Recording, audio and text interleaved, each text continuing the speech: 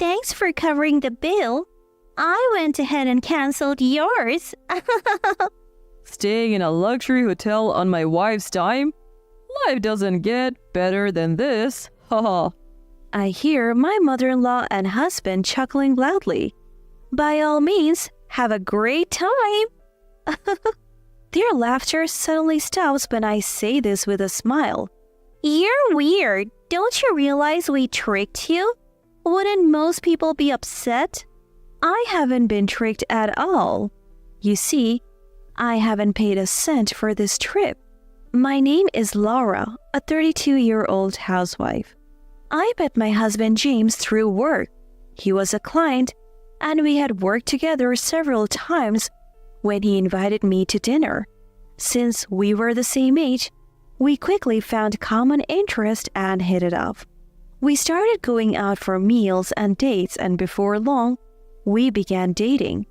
Fast forward 1 year and we were married. We have now been married for 2 years. But that doesn't mean our married life has been a continuous honeymoon. At first, James was incredibly kind and always treated me with care. So I put a lot of effort into housework to make him happy. James wanted me to be a stay-at-home wife, so I quit my job and fulfilled that role. Every day, I prepared breakfast, made lunch, and cooked elaborate dinners. I also kept the house clean, doing the laundry and all sorts of chores diligently. Life is so comfortable with you around. You're really helping me out. James used to say that and appreciate my hard work. I was able to give my all each day because of that. However, as we reached the 2-year mark, the spark we had as newlyweds seemed to fade. Lately, I've noticed James growing more indifferent. No matter what I do for him, he doesn't seem to react anymore. Tonight, I made your favorite fried chicken. All right. Was work tough today? Yeah, I guess so. I filled a bathtub for you, so feel free to take a bath whenever. Yeah, whatever. My husband seemed disheartened whenever I spoke to him, offering nothing more than half-hearted acknowledgments. He used to come home from work on time when we first got married, but he's been coming home later and later. He also started going out for drinks without telling me, which often resulted in wasted dinners I had prepared. Is this what they call the 7-year itch? I miss the good old days when we were a loving couple. Was that too much to ask for? But there was another thing bothering me. It was the presence of my mother-in-law, Rose. Ever since we got married, she has never been fond of me, always finding a reason to complain. You are so plain. Can't you wear something more colorful? You probably can because your face is plain too. The food you cook is bland and not even tasty, just terrible. I seriously questioned her character, wondering why she was so mean. Whenever we visited my husband's parents, she would bully me and badmouth me endlessly. After 2 years of marriage, she started bugging us about having a grandchild. How can we start a family under such pressure? Yet, she relentlessly pushed me to have a child. My father-in-law did nothing about his wife's bullying. It's like he found it too troublesome to intervene. My husband also turned a blind eye, offering me no protection. I was devastated. I at least wanted my husband on my side. Feeling utterly lonely, I felt unwell one day and went to the doctor. You're pregnant. What? I was shocked, to say the least. I had no idea I was pregnant, but I was thrilled. Having a new family member on the way with my husband filled me with joy and hope for the future. I couldn't wait to share the news with my husband when he got home from work that day. Really? Even my usually indifferent husband was wide-eyed. He was overjoyed when I nodded.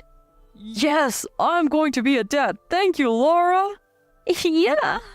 I was happy that my husband seemed interested in me again after a long time. Both my father-in-law and mother-in-law were also happy about the new grandchild. and they were exceptionally kind to me.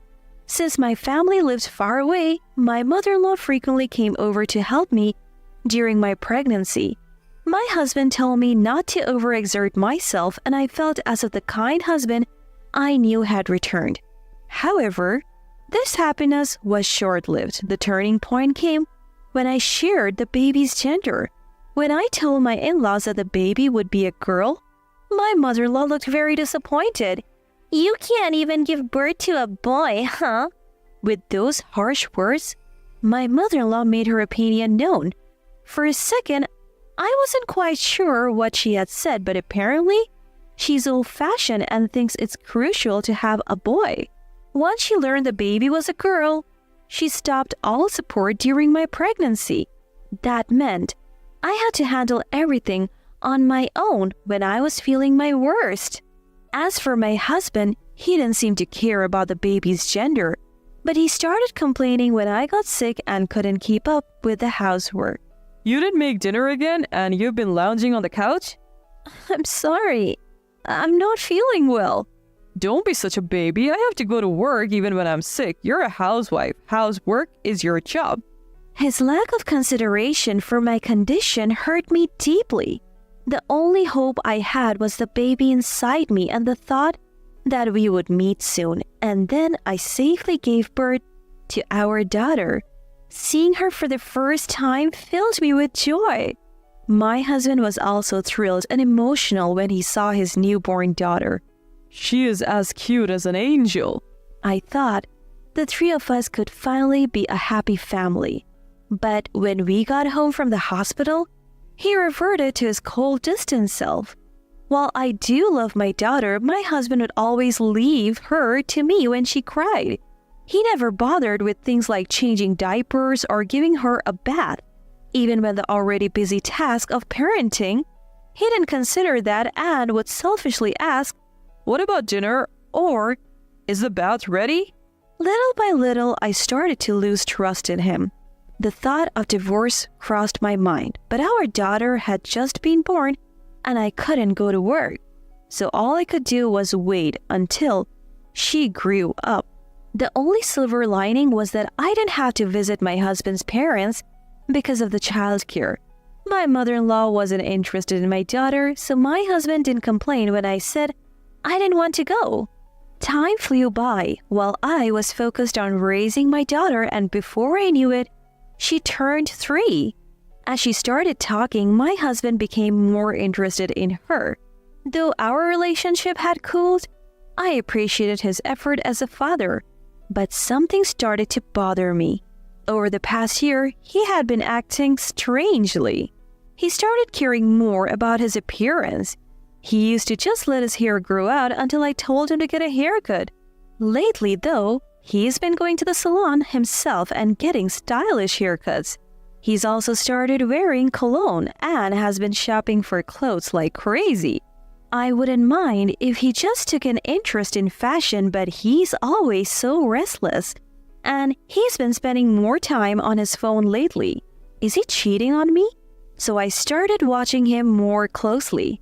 One day, while he was in the bathroom, his phone was left on the table and it dinged with a new message. I was shocked when I saw the message on the screen. It was from a woman named Jennifer saying, "Looking forward to seeing you tomorrow night," accompanied by a lot of heart emojis. I thought he was supposed to be going out for drinks with his co-workers tomorrow. Was he lying and actually meeting up with this woman?